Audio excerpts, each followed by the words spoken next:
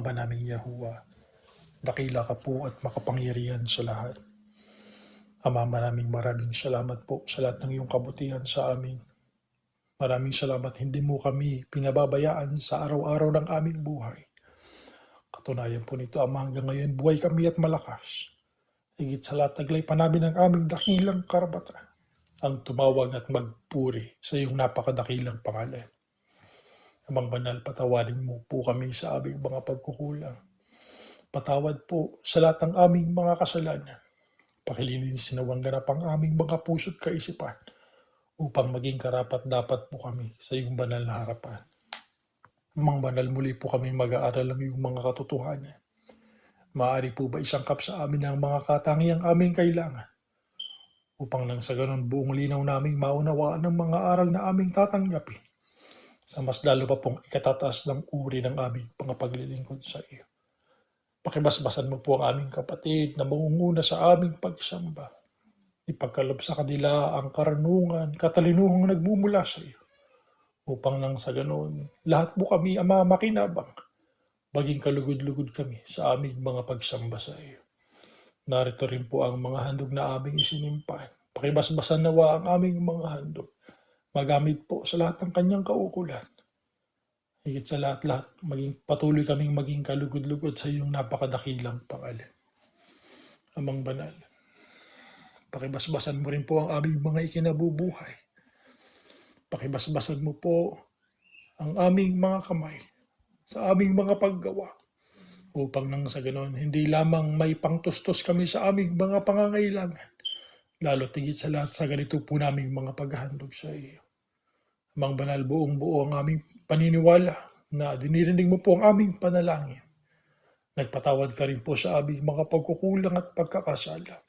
Ang lahat ng ito'y buong galang po naming hinihiling sa iyo. Sa tanging pangalan po ng Panginoong Yahusha na aming dakilang tagapagligtas. Amen.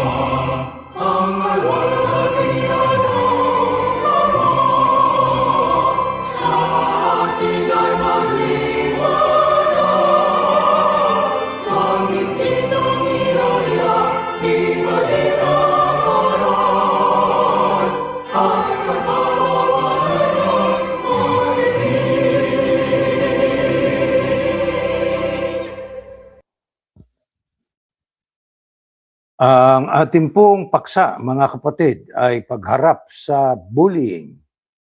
Paano ito nakapipinsala sa tao ayon sa pagtuturo ng Biblia?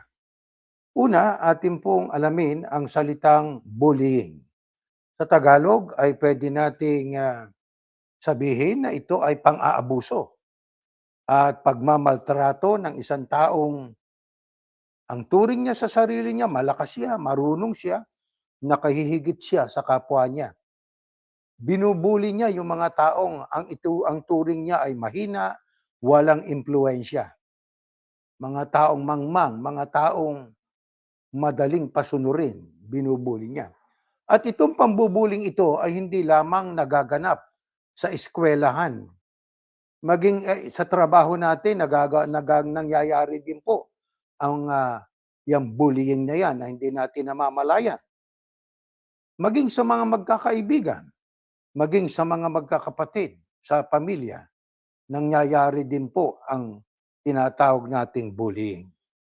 Alam ninyo mga kapatid, nakalulungkot na ang isang bata ay papasok sa kanyang paaralan kasama ng kanyang mga kaklase na siya po ay kinukutya, tinutukso, siya ay binubuli araw-araw dahil sa kanyang itsura, sa kanyang kakayahan o dahil sa kanyang pinagmulan o lahi.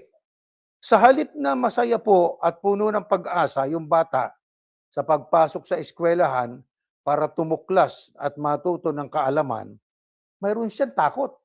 Ang iba nga po tumitigil na sa pag-aaral at lumilipat sa ibang paaralan. At ang iba, at sapagkat sa paglipat doon sa ibang paaralan ay binubuli pa rin siya, tumitigil na ng pag-aaral. Napakasama po ng epekto niyang pambubuli sa ating kapwa-tao. Alam ninyo mga kapatid, yan pong pambubuli ay hindi po ito normal na away bata. Nang sabi nga laro ng mga bata. Maging sa mga matatanda, gaya ng sinabi natin, nagaganap din po yan sa ating mga pagtrato sa ating kapwa. Maging sa ating tatay, nanay, magkakapatid. Nangyayari po ang bullying without us knowing it. Kaya mahalaga na malaman natin ito. Paano natin haharapin ito, mga kapatid? Paano natin ito, ika nga, buong tatag na harapin at huwag mapinsala ang ating sarili, ang ating pag-iisip, ang ating pag-asa, ang ating paglilingkod. Alam nyo mga kapatid, sa Biblia, may binabanggit doon sa Kawikaan 18:21, ang sabi, ang dila ay may kapangyarihang pumatay at magbigay buhay. Pagkat ang dila natin, nagagamit natin sa bullying din yan Doon sa 12:18 ng Kawikaan, ang masasakit na salita'y parang nakamamatay na sugat. Isipin ninyo yan? Doon naman sa 12, doon naman sa isang aklat na sa Mateo 5:22, ang sabi ng Kristo, ang sino mang magalit sa kanyang kapatid ay dapat hatulan. At sino mang magsabi ng ikaw ay hangal, ay karapat-dapat sa impyerno. Yung tawagin nating hangal ang kapwa nating tao pala, yan po ay isang form ng bullying, mga kapatid. At alam nyo sa Biblia, meron pong ganyan. Marami hong naganap sa Biblia na talagang ating kakikitaan na nangyayari ang bullying. Sino po halimbawa niyan? Una nating basahin ito. First slide po, basahin natin ang nakasulat. Nang marinig ito ni Eliab, ang nakakatandang kapatid ni David, ay nakikipag-usap si David sa mga tao. Nagalit siya. Sinabi niya kay David, bakit ka pumunta rito? Sino ang pinagbantay mo sa ilang tupa natin doon sa ilang? Akala mo kung sino ka. Alam ko kung gaano kayabang. Pumunta ka lang dito para manood ng labanan. Sinabi ni David, ano ba ginagawa ko? Nagtatanong lang ako. Ito'y tagpo. Itong si Eliab, nakakatandang kapatid ni David, may nakipag-usap si David sa mga tao, nakita niya, nagalit si Eliab. At ang sabi niya kay David, ba't ka pumunta rito? Sino ang pinagbantay mo sa ilang tupa natin doon sa ilang? Magkapatid ito. Akala mo kung sino ka. Yung mga salitang yan bullying yan di ba? Alam kung gaano ka kayabang. Kanyang pinaratangan ng kapatid niyang bunso na mayabang. Kaya ang sabi pa niya, pumunta ka lang dito para manood ng labanan. Di ba? Para bang siya ang may isip ni David Kung parang nababasa niya isip ni David. Hindi naman ganoon ang nasa isip ni David. Kaya ano sagot si David sa kanyang kuya? Ano ba ginawa ko? Nagtatanong lang ako. Isipin nyo. Ang sabi pa rito sa sunod na talata, pagdating nila, nakita ni Samuel si Eliab at naisip niya, siguradong siya na ang pinili ni Yahuwah na maging hari. Nakita ni Samuel ang ugali ni Eliab, nakakatandang kapatid itong si David. Nasaksihan niya ang pagmamatrato ni Eliab kay kay David. Kaya doon pa lang sa punto de vista ito, nakita nitong si Samuel na siguradong siya, si David ang tinutukoy, na ang pinili ni Yahuwah na maging hari. Pero sinabi ni Yahuwah kay Samuel, ito sabi ni Yahuwah kay Samuel, huwag mong tignan ang tangkad at ang kakisigan niya dahil hindi siya ang pinili ko. Hindi ako tumitingin na gaya ng pagtingin ng tao. Ang tao ay tumitingin sa panglabas na kaanyuan, ngunit ang tinitingnan ko ay puso. Pagkatapos sinabi ni Yahuwah, pahiran mo siya ng langis dahil siya ang pinili ko. Diyan pa lang ay ating mapapansin na iba ang paningin ang perspective ng Diyos, pananaw ng Diyos sa pananaw ng tao. Tayo bilang tao, physical, material, malimit tayo, ang ating tendency tumingin sa panglabas. Di po ba? Makinig sa panglabas. Ha? Atin pong tingnan ng isang tao sa kanyang panglabas na anyo. Pero ang sabi po ng Diyos, ako'y iba. Ako'y tumitingin hindi sa panlabas na kanyuan, kundi sa puso. Kaya mga kapatid, dito sa ating binasang ito, ay dapat nating makita ang kalooban ng Panginoon Diyos na dapat nating tularan. Huwag tayong titingin sa panglabas na anyo. Kasi yung mga iba nga po, di ho ba? Pagka sila ay iba ang kulay, iba ang pagtrato. Nung isang kulay na mas nakararami doon sa may iisang kulay. Halimbawa, puti at itim. Isa lang ang puti, iba yung kanilang pagtrato. In the same manner, ganun din po, maraming puti, isang itim o asyano, iba ang pagtrato. Huwag doon sa panglabas na kaanyuan o kaya kung saan tayo nagmula, dapat po tignan ng tao. Hindi yon. Kailangan po tignan natin ang kalooban ng tao, ang nasa loob ng tao. Ano pa sabi ng Panginoong Yahushua? Next slide, kaugnay ng ating pag-aaral. Ganon din ang pangungutya ng mga namamahalang pare ng mga tagapagturo ng kautusan at ng mga pinuno ng mga Hudyo. Sinabi nila, iniligtas niyang iba pero hindi niya mailigtas ang kanyang sarili. Hindi ba't siyang hari ng Israel? Kung bababa siya sa krus, maniniwala na kami sa kanya. Ito'y tagpo naman sa buhay ng Kristo nang siya'y nasa lupa pa. Ito po'y kasalukuyang siya'y pinahihirapan. Habang siya'y nagpapasa ng krus at nang siya'y nakapako na sa krus, kinukutya ho siya ng mga namamahalang pare. Ano yan? Pambubuli po yan eh. Pagmamaltrato sa kapwa. Di ho ba? Mga bali ba, ang nagmaltrato sa Kristo, mga religious leaders pa.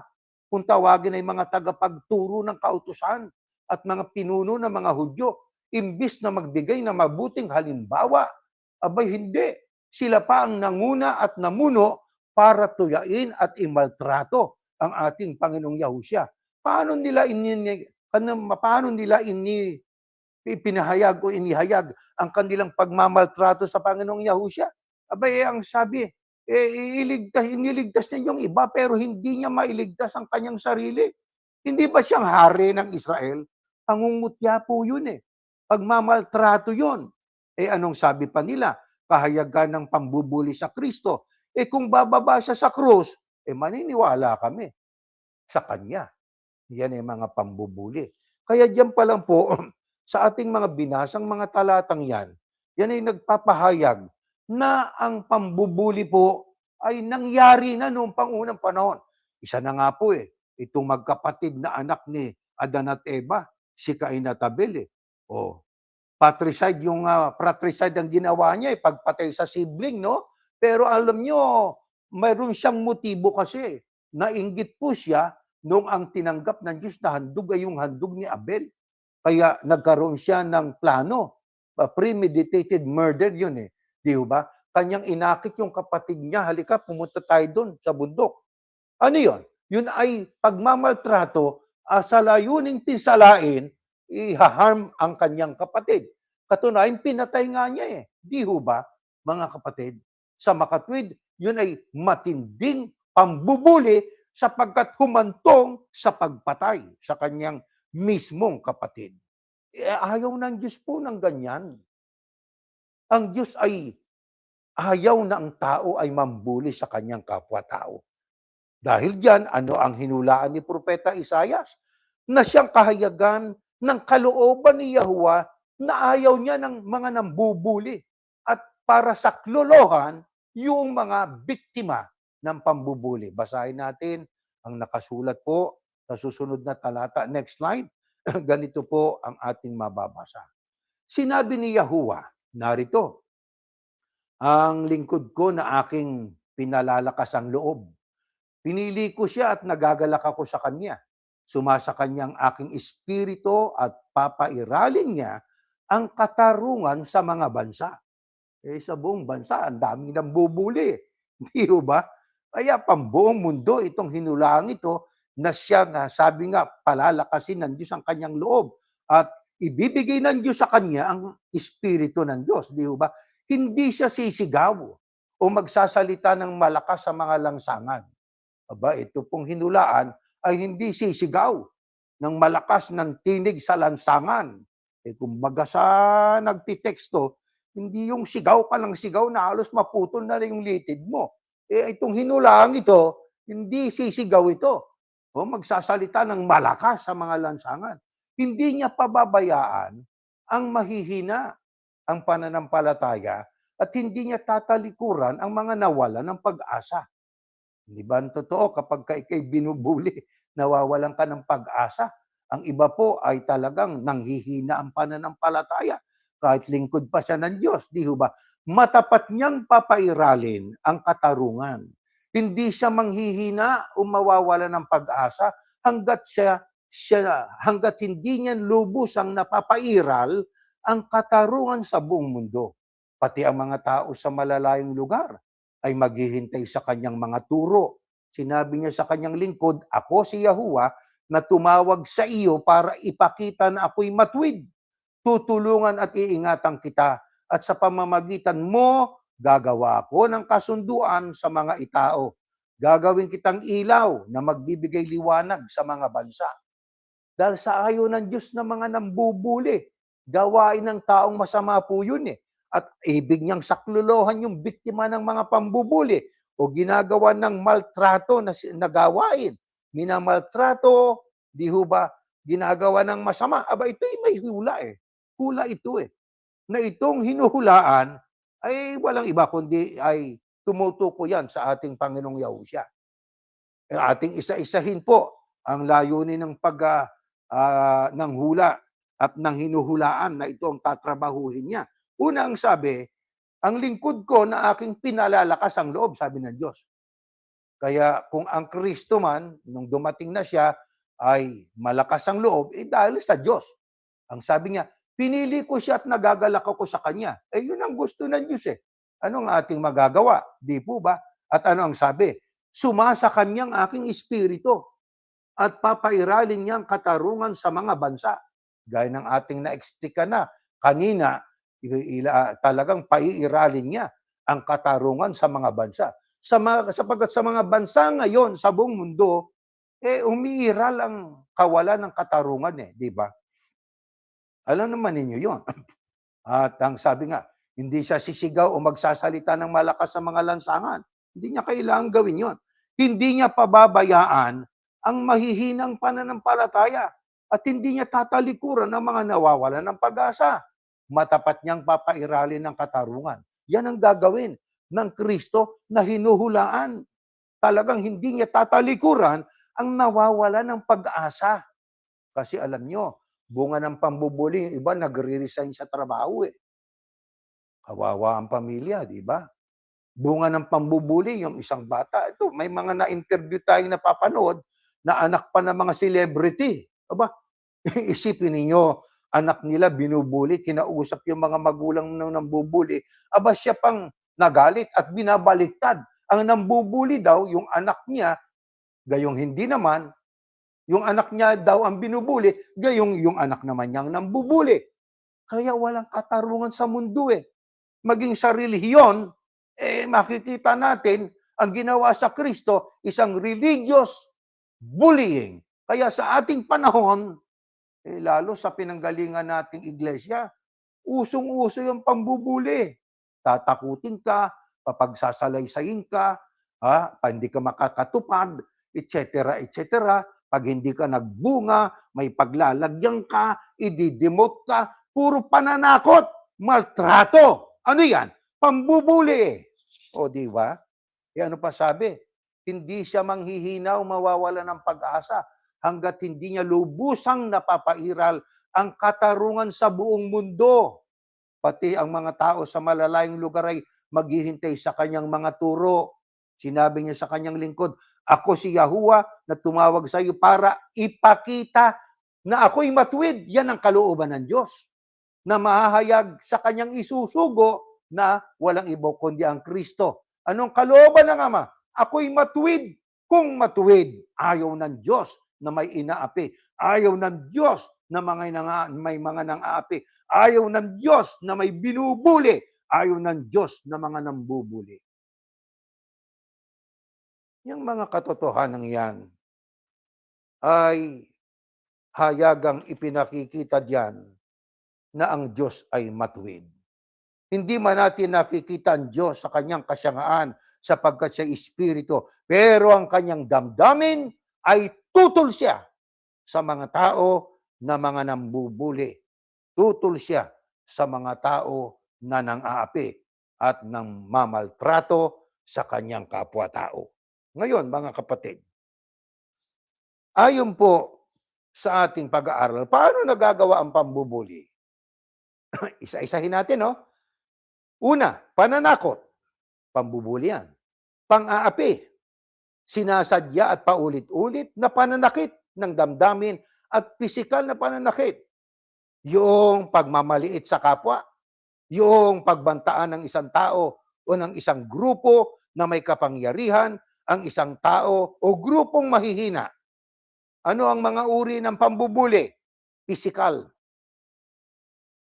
Ano yan? Panununtok, paninipa, panunulak, o paninira ng gamit. Physical bullying yon. Ano pa ang isa? Verbal. Yung bibig natin, sabi nga kanina, sa magitan ng ating dila, pwedeng pumatay at bumuhay yan. Ano yung verbal? Pangiinsulto, panglalait, pagbibigay ng masamang bansag, pagbabanta. Bakit kayo ay tinatawag ninyo ang leader ng inyong pinanggalingang reliyong chairman? Sabi ng iba, hindi naman namin pwedeng tawaging TP siya sapagkat yun ay titulong hindi kanya. Yun ay titulong ibinigay lamang sa iisang tao na walang iba kundi ang Panginoong Yahushua. Ganun pa man, yung tawagin siyang chairman, mataas na ranggo yun. Di ba? Hindi bansag na masama yun. Ano pang isang form noong pambubuli? Yung social o emotional. Ano yun? Pag-iwas o hindi pagsali sa grupo o ayaw pasalihin sa grupo.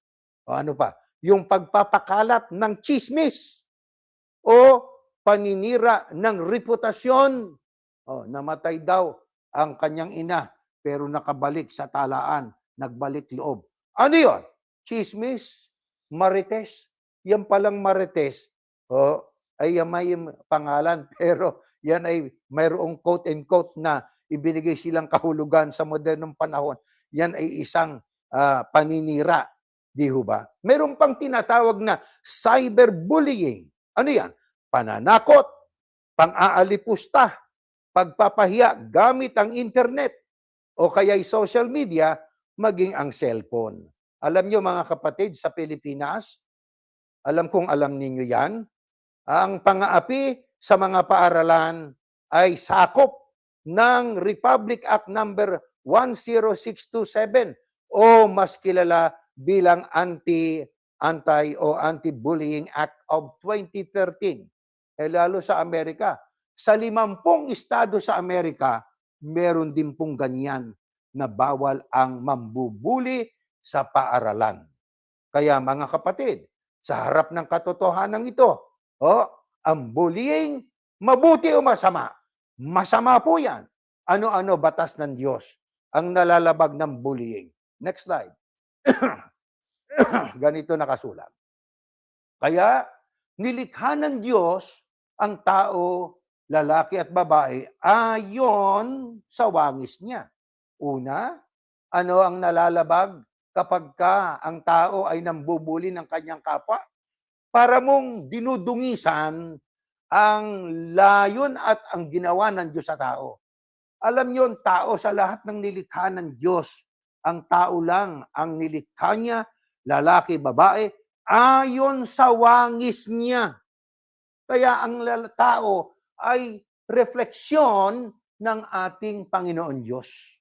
tayo. Pagka ating dinusta, ating minaltrato, ating minaliit, ating kinutya ang ating kapwa-tao, yan po ay pangungutya. Nagre-reflect sa Diyos yan eh. Parang ginawa mo sa Diyos yan. Kapagkat sa wangis ng Diyos tayo nilalang. Yan ang unang nalalabag ng mga nambubuli sa kanyang kapwa. Ano pa? Next slide. 7:12. Gawin ninyo sa inyong kapwa ang gusto ninyong gawin nila sa inyo. Ganyan ang tamang pagsunod sa kautusan ni Moises at sa mga isinulat na mga propeta. Yan ay quote ng Panginoong Yahushua, sapagkat noong panahon pa ni Moises, sa lumang tipan, mayroon ng ganyan na ang sabi, gawin nyo sa inyong kapwa ang gusto nyong gawin nila sa inyo. Di po ba? Yan ay positive na pahayag. Gusto mong gawan ka ng mabuti, gawan mo ng mabuti ang iyong kapwa. Di po ba? Pero ginawan mo ng mabuti ang iyong kapwa. Sinuklaan ka ng masama na iyong kapwa. Binubuli ka. Sinisiraan ka pa. Nilabag yun sa kalooban ng Biblia.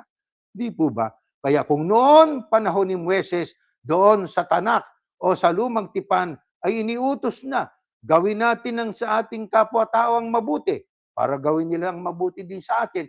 Maging sa panahon natin, nagpatuloy po yan. Hindi naabulis po yan. Hindi nawala po yan.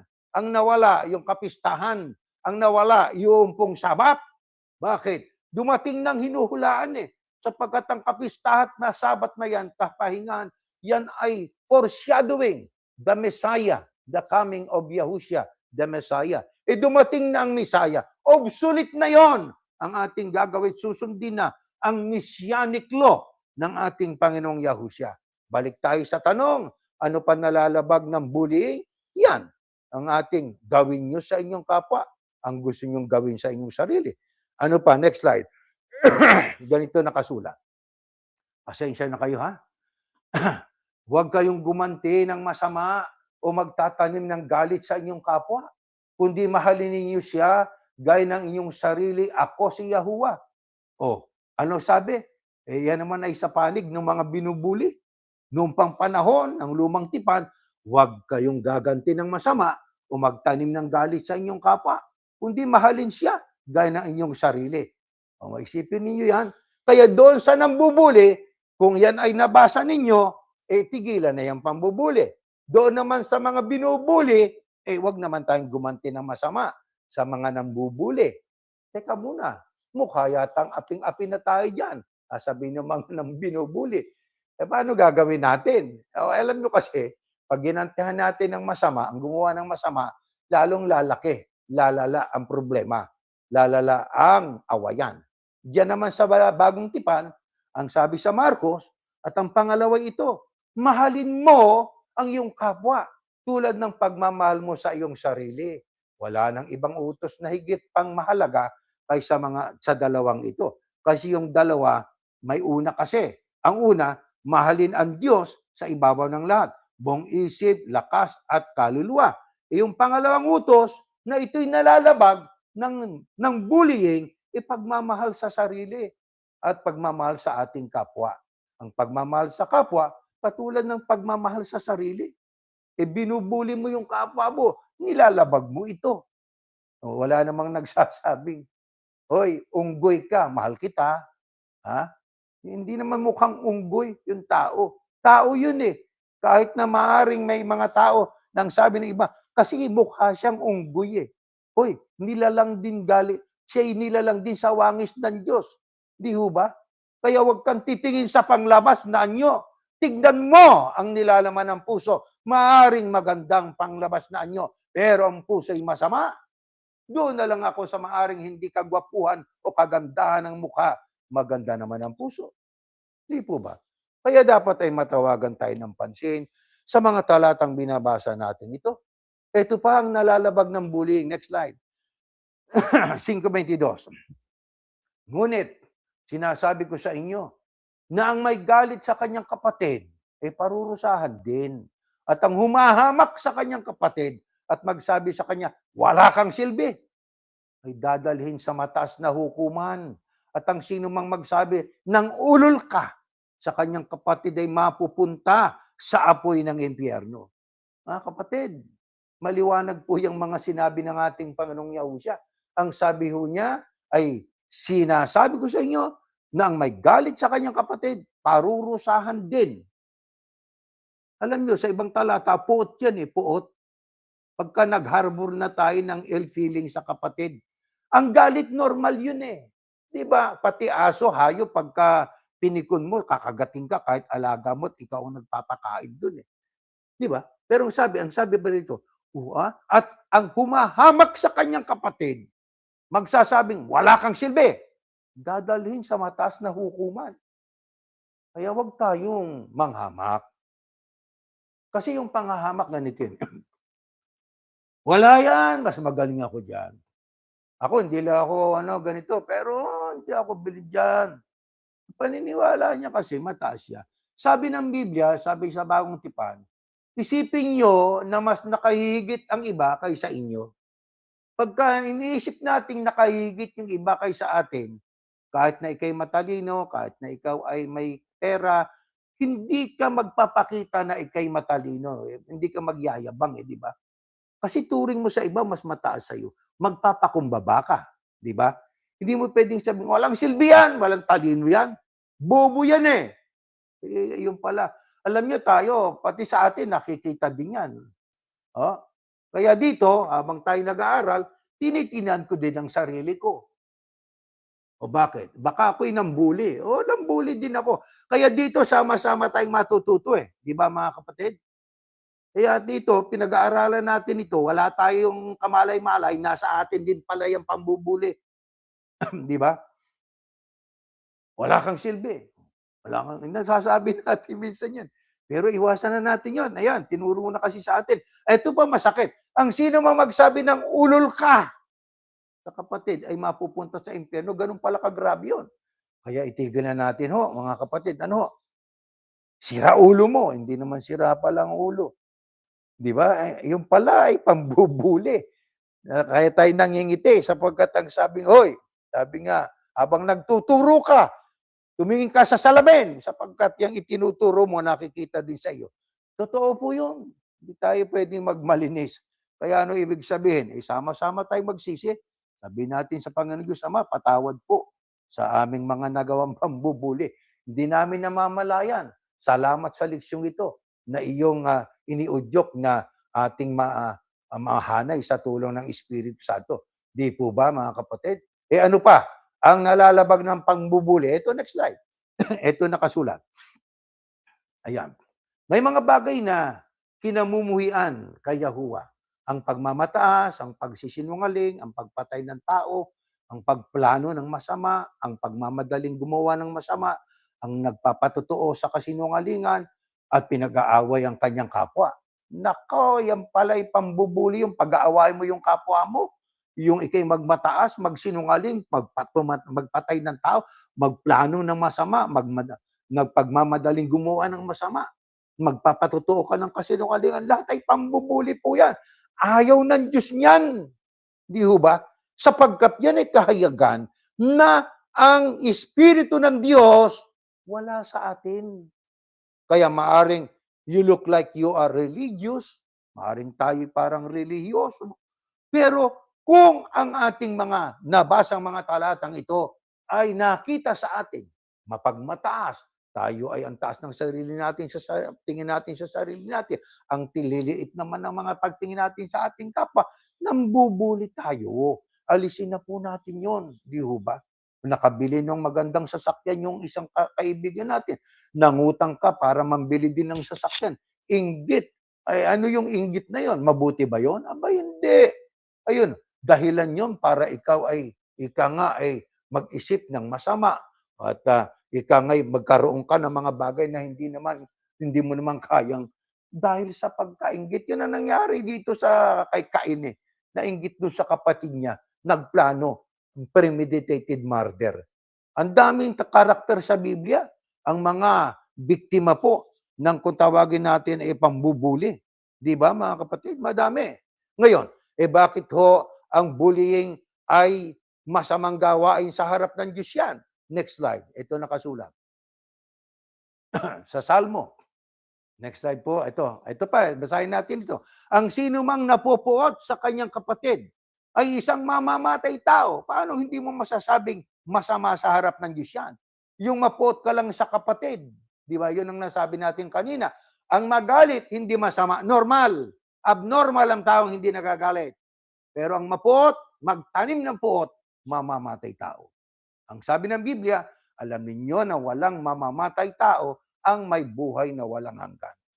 Kaya, mga kapatid, ako, nababanggit natin yung ating dating kasamahan doon sa pinanggalingan natin, pero out of love. Out of pagmamalasakit. Meron tayong kindness. Meron tayong hangaring maliwanagan nila. Minsan yung harsh way of saying ay minsan nakakatawag pa ng pansin yun at nakakatulong doon sa mga tao para sila'y magbago. Katulad ng pagpalo sa puwit ng ating mga anak pag sila'y nagkakamali. Hindi kahayagan ng hatred yan, no? Yung po'y disiplina, kahayagan ng pag-ibig at pagmamalasakit.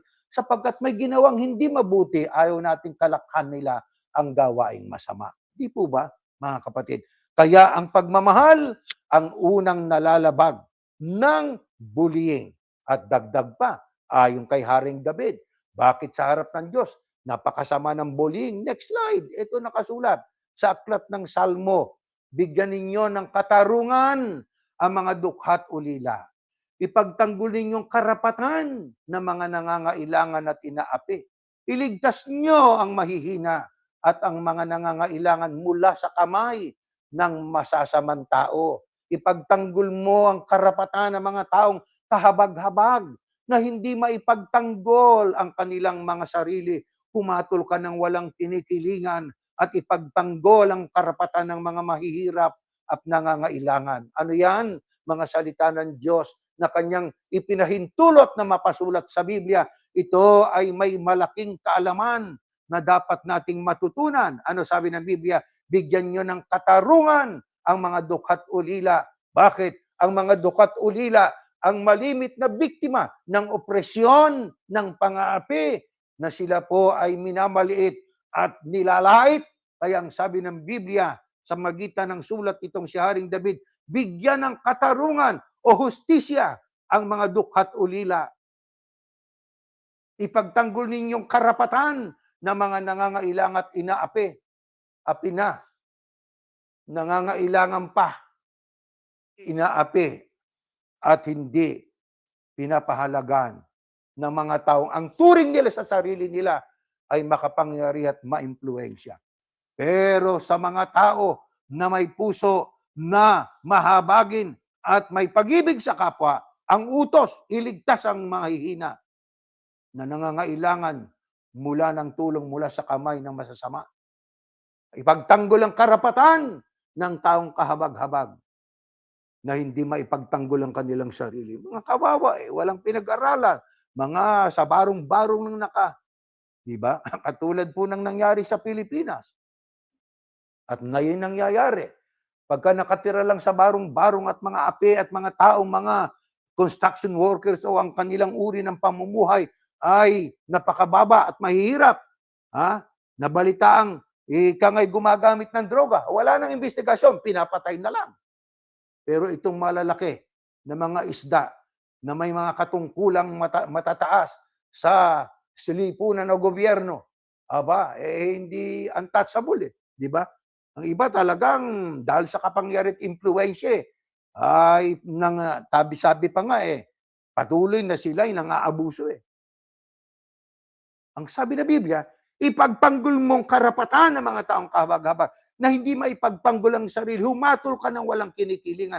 Ipagtanggol ang karapatan ng mga mahihirap at saka yung mahihirap at nangangailangan. Yan ang utos. Kaya mga kapatid, tayo, yun ang ating ginagawa. Wala tayong kapangyarihang katulad nila. Pero ang kapangyarihan ng karunungan ng Diyos at ang inimbento ng Diyos magitan ng kanyang pagbibigay ng kaalaman sa mga tao, itong technology ito, maliit man tayo sa bilang, o konti man tayo sa bilang, pero ang tinig na ito, lalaganap ito sa iba't ibang panig ng mundo. Tinig ng Diyos, salita ng Diyos na nasa Biblia. Itigil ang pang-aapi. huwag tayong mabuhay na tayo nang-aapi ng ating kapwa-tao. Alam nyo ang resulta niyan ng pambubuli, no? Ay masama ang pambubuli. Next slide, ating basahin ito, mga kapatid. Ayan, malapit si Yahuwah sa mga may bagbag na puso at tinutulungan niya ang mga nawawalan ng pag-asa. Bakit bagbag ang puso? Binubuli kasi. Inaapi, hindi pinakikigan ng tinig. Bakit nawawalan ng pag-asa? Biktima ng bullying kasi. Katulad ng iba. Alam na alam natin. Inaapi. Takot na takot. Bakit? Sapagkat may tao, may grupo na may kapangyarihan na pipinsala sa kanya pagka siya'y umaksyon ng laban sa kanila. Ang sabi ng Diyos, sabi ng Biblia, malapit si Yahuwah sa mga may bagbag na puso. Binagbag ang puso dahil sa pagbabanta, binagbag ang puso dahil sa kahirapan.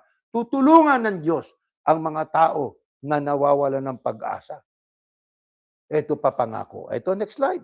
Itong ating mababasa. Sa aklat ng Mateo. Mapalad kayo kung dahil sa pagsunod ninyo sa akin ay iniinsulto kayo, inuusig at pinaparatangan ng masama.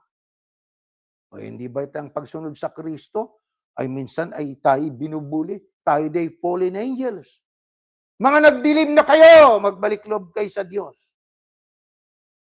Sila raw ay nasa kaliwanagan. Ba't kayo nang uhusig? Kayo mga fallen angels, iniinsulto nyo kami. Tapos sasabihin nyo kayo lang maliligtas. Sabi nga ng Biblia kanina sa Kawikaan, ang dila at ang salitang lumalabas sa dila ay pwedeng magbigay ng buhay, ay pwedeng pumatay sa tao. Dito, ang sabi ng Kristo sa mga kabilang sa kanyang ecclesia, yung true believers of our Lord Yahushua, mapalad kayo. Kung dahil sa pagsunod ninyo sa akin ay iniinsulto kayo, inuusig kayo at pinaparatangan ng masama. Ito'y binubuli, pero mapalad. Mapalad sapagkat sumunod sa Diyos at sa utos ng Kristo. Alam naman nating walang utos ang Kristo na hindi galing sa Diyos. Di po ba? Kung dahil sa pagsunod, binuli tayo, huwag nating gantihan ng masama. Mapalad tayo Di ba? Kaya kung mapalad ang mga taong binubuli, iniinsulto, inuusig, pinaparatangan ng masama dahil sa pagsunod sa ating Panginoong Yahushua, anong tawag doon sa mga nanguusig at mangiinsulto? Hindi mapalad, malas. Di ba, mga kapatid? Ano pa sabi ng Biblia? Kaugnay ng ating pag-aaral na ito. Next slide. Sa aklat ng Kawikaan. Ang salita ng tao'y makapagliligtas ng buhay o kaya ay makamamatay. Ayun, kinot uli. Di ba? Sa Proverbs, nakamamatay, nakapagliligtas ng buhay. Kaya mag-iingat sa pagsasalita sapagkat aanihin mo ang mga bunga nito. Kaya mag-iingat tayo, sabi ng Biblia, sa pagsasalita. Sa ating pagsasalita kasi pwede tayong makapagligtas, pwede tayong makamatay ng tao. Sasabihin natin yan ay magnanakaw, hindi naman pala, hinuli. Alam nyo, mayroon akong na-meet kahapon, nung kami nasa clinic ni Mrs.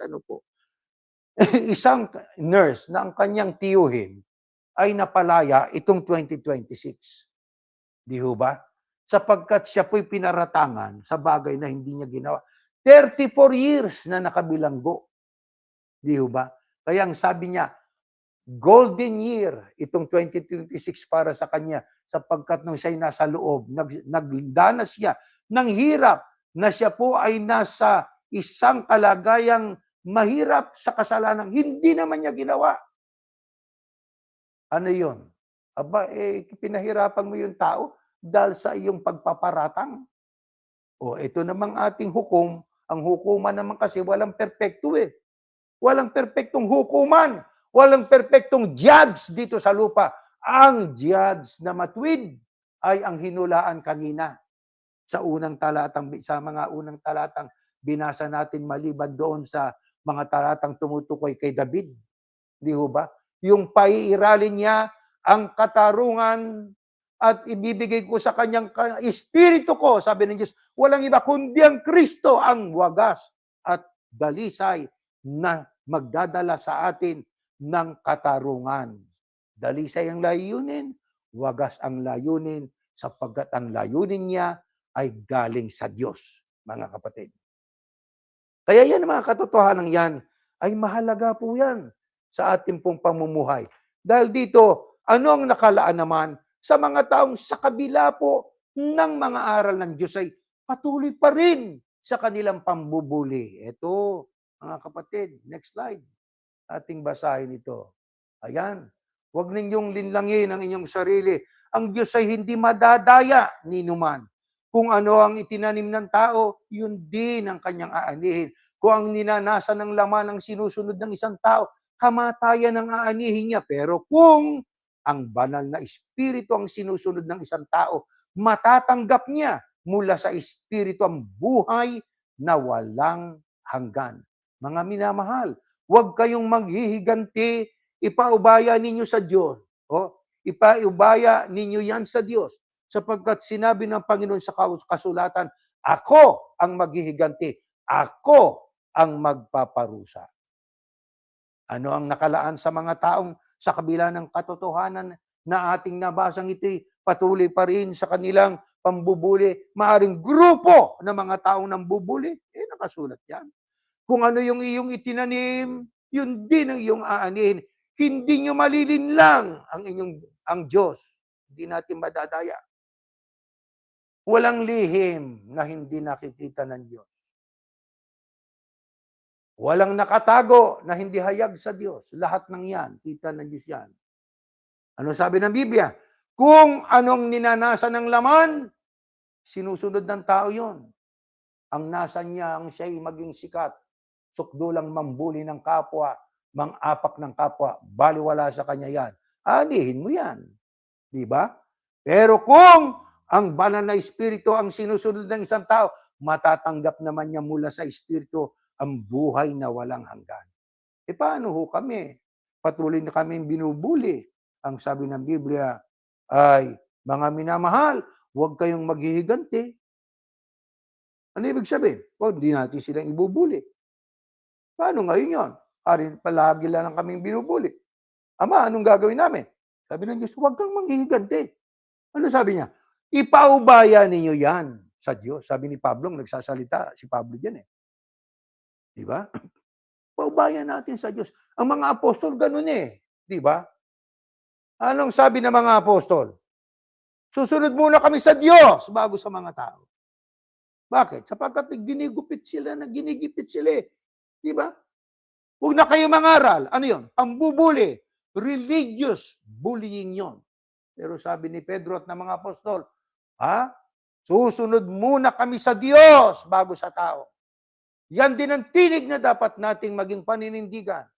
Susunod muna kami sa Diyos bago sa tao. Bakit? Sabi ng Biblia, kapag sinabi ng Panginoon, sabi ni Pablo sa kasulatan, ako ang maghihiganti, ako ang magpaparusa.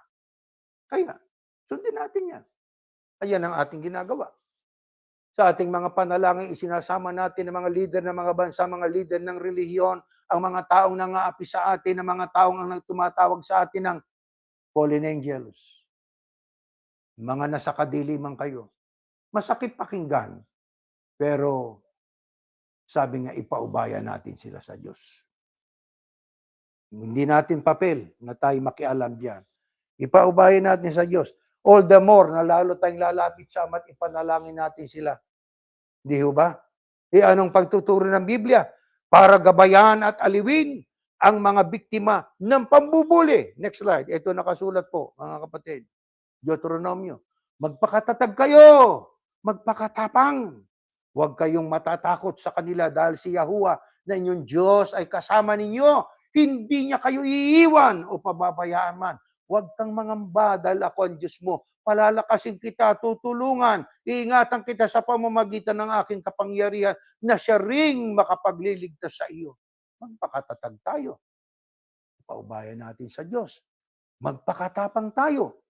Huwag kayong matatakot sapagkat kasama natin ang Diyos. Huwag tayong mangamba. Palalakasin tayo, tutulungan tayo. Usapan niya ng pananampalataya. Kaya mga kapatid, kailangan nating gawin po yan. Kaya nang magturo ang Kristo, Anong dapat natin gawin sa mga nambubuli sa atin? Ito, next slide pa. Sa ilang mga talata pa. Ayan, no? Ngunit, sinasabi ko sa inyo, na huwag niyong gantihan ng masama ang gumagawa ng masama o sa inyo ng masama. Kung sampaling ka sa kanang pisngi, iharap mo pa ang kaliwa. Huwag natin gantihan ng masama ang gumagawa ng masama. Kung sampaling ka sa kanang pisngi, iharap mo pa ang kaliwa. Kasi ang kultura noon, sa panahon ng Kristo, ang pagsampal, ito ang pinananampal. Pagka sinampal ka sa kanan, iharap mo yung kaliwa para sa walang, walang isang paghihiganti na aksyon para nagsasalita. Itong kaliwa ko, yan ay kahayagan na gusto ko kapayapaan. Ayaw ko ng gulo. Di ba? Mag-iisip siguro yung taong nanampal di ba? Na teka muna, mukhang yatang mali nga ang ginawa ko. Iniharap pa yung kaliwang pisngi. Kasi sa kultura noon, sa unang panahong sa first century ng Iglesia, yan ang sistema noon na para ipakita na hindi kita gagantihan ng masama. Pero yung gumawa ng pagsampal, mag-iisip yun ng pangalawa Sinampal ko, iniharap pa yung kaliwa, gusto pa rin magpasampal. Teka muna, mukhang mali yung ginawa ko. Mag-iisip-isip yun Di ba, mga kapatid?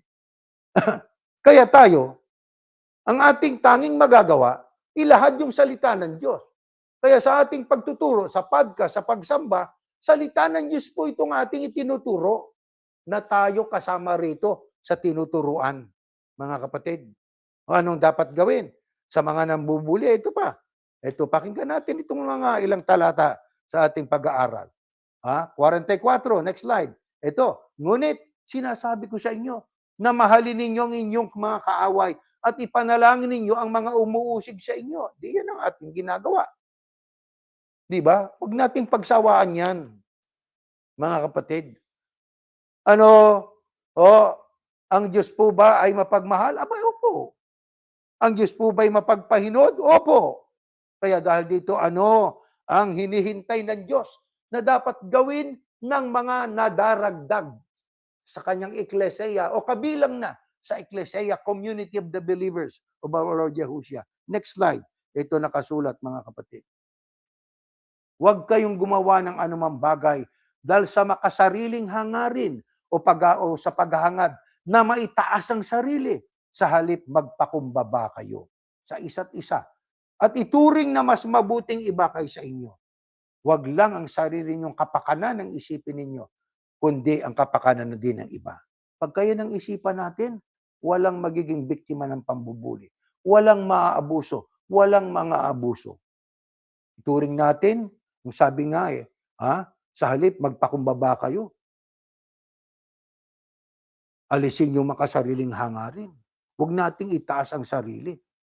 Mahalin ang kapwa. Pantay-pantay tayo. Maaring pagdating sa kayamanan, mas marami silang pera, pero tao din tayo kahit tayo mahirap, kahit hindi nag-aral. Pag kayo nang nasa isip natin, payapa ang mundo. Pero hindi Ang nangyayari, mas alam nila ang mabuti, alam nila yung katotohanan, pero ayaw nilang gawin. Bakit? Gusto nilang sila ang tignan, sila ang talagang ikangay purihin, sila ang dapat nakilalanin. Ito namang mga mahihirap lang, okay na sila Makakain lang sila 3 beses sa loob ng isang araw. Sa simpleng pamumuhay, okay na sila. Pero kung sino pa yung nasa kapangyarihan minsan, yun pang nang-aapi. Barong-barong na nga ang tahanan, inaapi mo pa. May sakit na nga at sabi nga, kulang sa kanyang pangangailangan, ni gamot hindi makabili, inaapi pa. Bakit? Kasi nanindigan sa tama Tingnan niyo yung 3 Ebreo. Ano sabi nitong si Haring Nabucodonosor? Lahat kayo sumambat lumuhod yan sa Diyos-Diyos ang nilikha ko. Pero tumayo ang 3 Ebreo. Ang anong sagot nila? Sa iligtas man kami o hindi ng aming Diyos, hindi kami sasamba sa Diyos-Diyusan. Ang Kristo, biktima ng bullying. Pero ang sabi niya, Ama, kaawaan niyo sila. Patawan niyo sila. Hindi nila nalalaman ang kanilang ginagawa. Si Apostol Pablo, nabilanggo. Pero ang sabi niya, nagagalak pa rin ako kahit paano na ipangangaral nila ang Ebanghelyo. Ano ibig lang sabihin? Kinainggitan, si Pedro, ang mga apostol, mga pinatay sila dahil sa kanilang ginawang paninindigan at masasakit na paraan. Talagang inhumane na paraan ang pagpatay sa kanila dahil sa kanilang Ano yun? Biktima ng bullying. Biktima ng religious bullying sila. Ang namatay lang ng mapayapa dahil sa katandaan sa mga apostol ay si Juan nung siya'y nasa pulo ng Patmos. Maraming karakter sa Biblia. Si Haring David inapi, di ba? Si Haring David, hindi pa man siya hari, hinahanting na siya nitong si Saul sapagkat ayaw sa kanya ni Saul. Ano yun? Pambubuli yun. Pero ang lahat ay dapat po na, sabi nga, malagay sa isang kalagayang ipaubaya natin sa Diyos ang lahat, ipanalangin natin ang mga sa ating gumagawa ng masama, at tayo manalangin palagi na ang Diyos ay maghari na sana sa lalong madaling panahon sapagkat sa mundong ito may Diyos tayo pero ang ibig niya hindi pa nangyayari. Kaya sa panalangin ng ating Panginoong Yahushua, Ama, nasa langit ka, sambahin nawa ang pangalan mo. Dumating nawa ang kaharian mo sa ibang salin ng Biblia. Maghari ka na sana rito. Ano yan? Pagdating na ng kanyang bugtong na anak. Una, sa rapture para sa mga kabilang sa kanyang eklesiya at pangalawa, para pagdating niya sa ikalawang pagparito niyang lalapat ang paa niya sa bundok ng mga olibo para naman ilapat ang parusa sa dapat parusahan. Kaya habang may pagkakataon pa, ang mga gumagawat ng aapi, minamaltrato ang kapwa, sana po itigil na po natin at magbalik loob tayo sa Diyos. Yan ang atin po na ipananalangin. Tumayo kayo at tayo mananalangin. Aming Ama, Yahuwah na makapangyarihang ka po sa lahat. Salamat po sa aral na ito na aming tinanggap. Aming masasabing kami man ay naging biktima nito. At maaring kami nakagawa rin ng ganito, pagmamaltrato sa aming kapwa, sa pamamagitan ng aming pagsasalita, sa aming mga gawang aksyon. Dahil dito aming hinihiling na sana mapatawad mo po kami sa lahat ng aming mga ginawa at aming paghariin ang aming mga aral na natutunan ngayon na amin po napairalin, na isipin namin ang aming kapwa ay nakahihigit sa amin. Kahit na sila po ay hindi nag-aral, mahirap, kahit kami ay may pinag-aral at mayaman, para maging maayos ang samahan, maghari ang pantay-pantay na pagtingin sa kapwa, at walang naaapi, walang napipinsala. Kasi ang ibang biktima ng bullying ay, ang iba'y nagpapakamatay, malungkot, sapagkat yon ay buhay. Kaya naman ang aming panalangin sa iyo, Ama, sana kaming lahat ay matutong sama-sama. Makinig kami, pahinuhod kami, pailalim kami sa batas mo, sapagkat ang tao'y nilikha mo ayon sa iyong wangis. Pantay-pantay kami sa paningin mo, Panginoon. Walang ditong nakatataas sa paningin mo. Mayaman, dukha, alipin, umalaya, marunong umangmang. Kaya sana, Ama, ang pag-ibig, kapag kayo nang naghari, ang mundong ito ay magiging mapayapa, magiging masarap ang pamumuhay, ang samahan. Pero Ama, sa kabila po ng mga aral mo, hindi yon ang umiiral. Marami ang naaapi. Marami pa rin ang mga dinudusta, mga taong kinukutya. Ipinapanalangin namin ang aming mga kapatid na biktima noon at biktima ng mga pambubuli na sana. Una, wag silang mawala ng pag-asa. Wag silang maghiganti, kundi ipaubaya po namin ang lahat sa iyo sapagkat ikaw po ang sa amin ay magtatanggol. Dagdagan mo lang kami ng tapang ng loob, palakasin mo po ang aming mga kalooban. Maharap namin ito ng may pag-ibig. Maharap namin ang lahat ng mga pang-aapit, pagmamaltrato, may pagmamahal. At ang dapat pa nga namin gawin, ipanalangin namin sila sa iyo sapagkat ito ang diwa ng tunay na tagasunod ng iyong bugtong na anak. Purihin ang iyong pangalan, Ama. Sinasamba ka po namin. Salamat sa leksyong ito at sana'y maibuhay namin ito sa araw-araw ng aming buhay. Hinihiling namin ang lahat sa ngalan po ng iyong anak, Yahushua HaMashiach. Amen.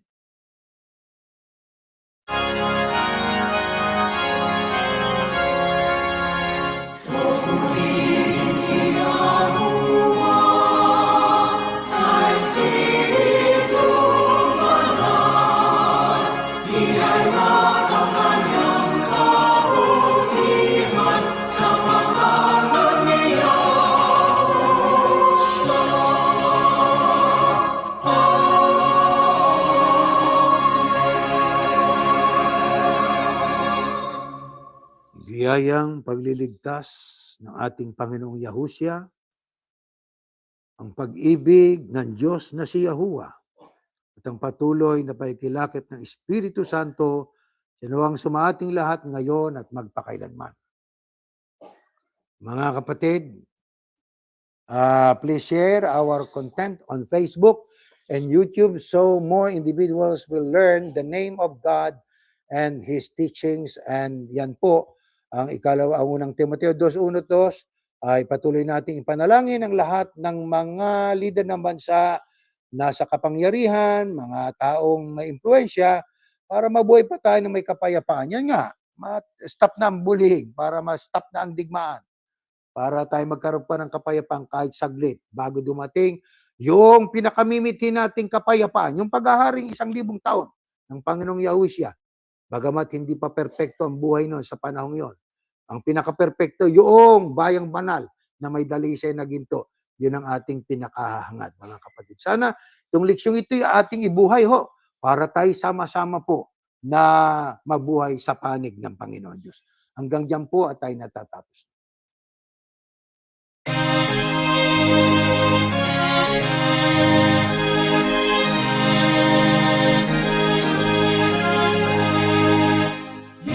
Puso natin ang aral ng Diyos Yahuwah at maging matatag. Pagkatyak na darating araw ng paghuhukom, o kaya siya'y tingin. Mga labing ang iglesia, ipagtanggol